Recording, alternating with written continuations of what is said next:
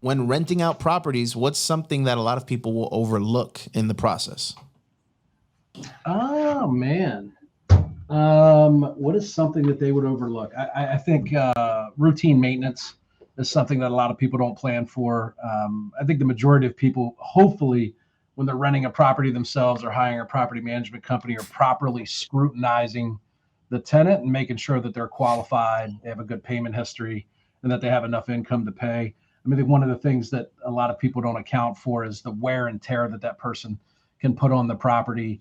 And maintenance can stack up, and then they might move out. And if they paid you $1,000 a month for a year, you collected 12 grand, you might have netted 5 or 6,000, and it needs $8,000 to $10,000 worth of work to get another tenant in. That is not a productive rent cycle. So I think people drastically underestimate how well the tenant will care for their property and what the condition will be when they get it back.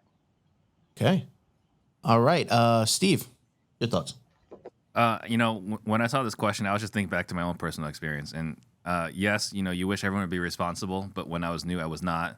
I looked at if they could pay and they could pay up front, fine. That's good. They could put a large chunk of money up front. I've got security. I've got safety. This is good to go. And I had no idea that people have no care at all for the rules as far as pets, and that everyone treats their animals differently. So when she moved out, we needed almost a hazmat team to remodel the whole house, because apparently it was totally normal in her upbringing to have the dogs and the cats and maybe some horses just go wherever they wanted to go. So I think just understanding that, see how they care to, so see how they take care of their properties, maybe talk to some previous landlords. Okay. CJ. Yeah, I would say vacancy and deferred maintenance. To Steve made a comment earlier about, people that come to the seminar that rolled into town, and you hear it on the radio ads, you show up, you've got a nice little W-2 and a 401k, you go cash it out, you put 20% down, you get yourself a little burr, or you get yourself a rental property, and you think, oh, I'm going to make $400, $500 net positive a month. This is going to be a great, beautiful thing. I'll get 10 of these, retire. I'll send my kids to college. What a beautiful life.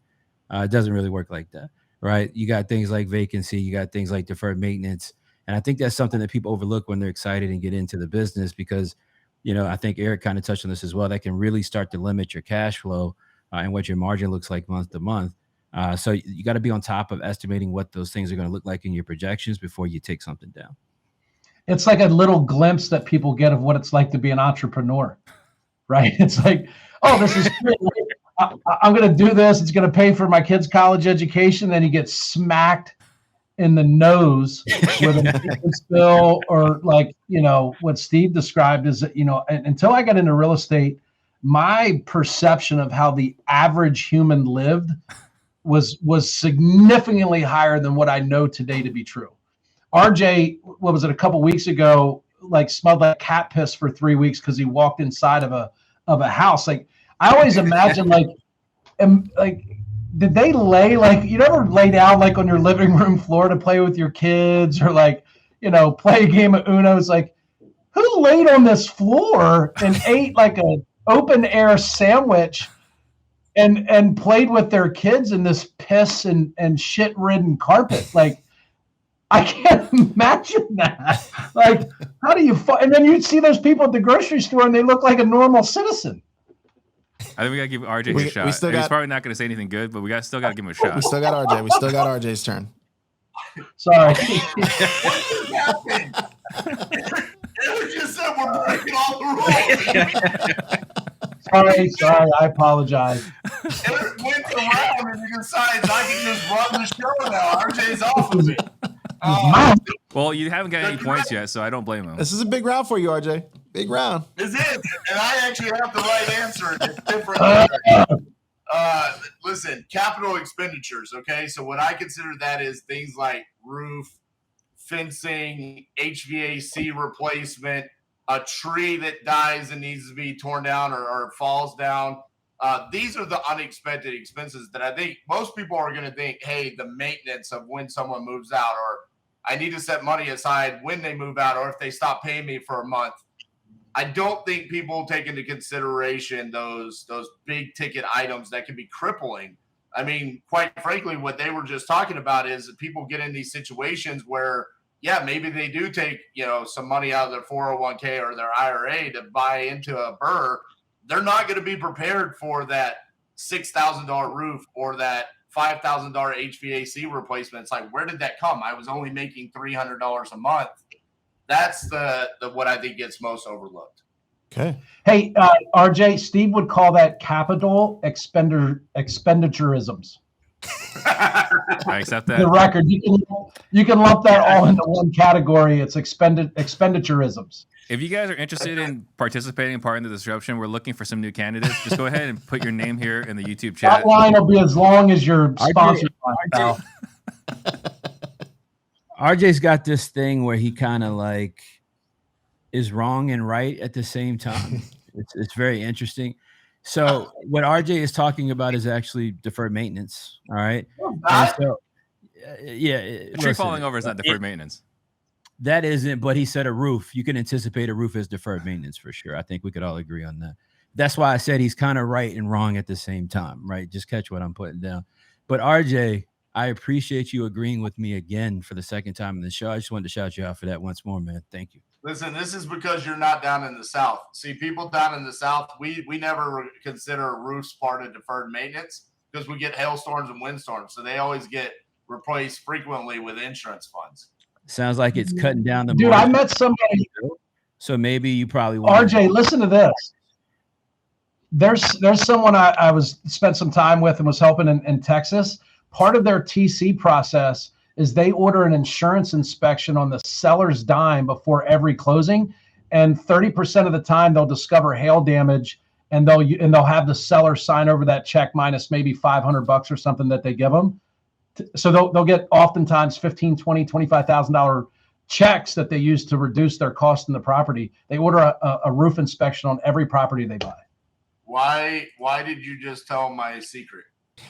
Apparently it's not a secret because I wasn't talking to you when I found that out. So maybe it's you and one other person. And they were in Dallas, Fort Worth, by the way. Yeah, I mean, it's very common down here. But that's where, if you own something in the Northeast, that's not as common. And so you do have to take into consideration, when is that roof going to be replaced? Same thing with the boilers and the HVAC. And, we've even owned rentals all the way up in Alaska where we had to take into the driveway because when the snow and the ice, it would just deteriorate and crack our concrete, our asphalt. So that was another, huge expense that we had to. Can I ask a question? Is it possible? Does insurance not cover that? Is that still considered CapEx? Yeah. The insurance will not cover. Really? So hail damage, they won't. Oh, hail damage, they will. I thought you were talking about the snow. I got you. I'm just checking. That's not a capital expenditureism. That's correct. That's correct. I can't tell if CJ agrees with me or if he disagrees with me. Well, again, let me just say again. I think he was trying to set you up. You're right. You're right and wrong at the same time. I like it. CJ, you have vacancy, maintenance, property management, and capital expenditures. That's what I call them. If you want to call it deferred maintenance, that's fine. Confuse your students. I just make sure they have another word behind maintenance and they realize it's something different. That sounds like a charged up titanium check for check battle, man. I don't know if you want to do that. I don't know if you want to. This is the money team over here, man. We do got a comment from Leon Barnes. He said, "Where's RJ getting roofs done for $6,000?" And he also said that that's a Kansas strategy. Texas can't claim that one. I was a roofer. I owned a Joe. I call Jose and we go when we get it done. There we go. All right. This one is also in a tie. There's only 15 votes placed and there's 64 people watching. So again, I want to urge everyone. It will not hurt no one's feelings if you vote for one of the participants. The rest of them will get over it. They have no choice. So please cast a vote. 65 people watching. We need some more votes. This one is looking like it's a tie between CJ and RJ. So, I mean, it was a little bit of a battle. Weasel, can you fix the vote? It needs to be Steve, Eric, first time, CJ, Eric, second time, RJ.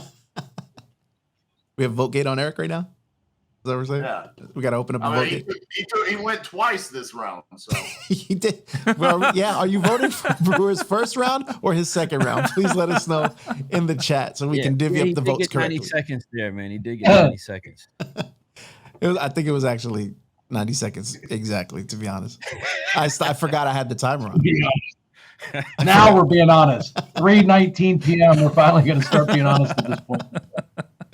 The voting looks like CJ is starting to pull ahead slightly.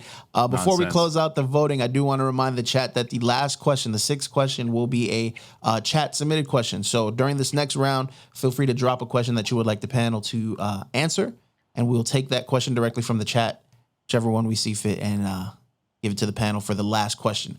We do got one more to get to. So round number 4, it looks like it closed out with CJ getting another point. He's at 36%.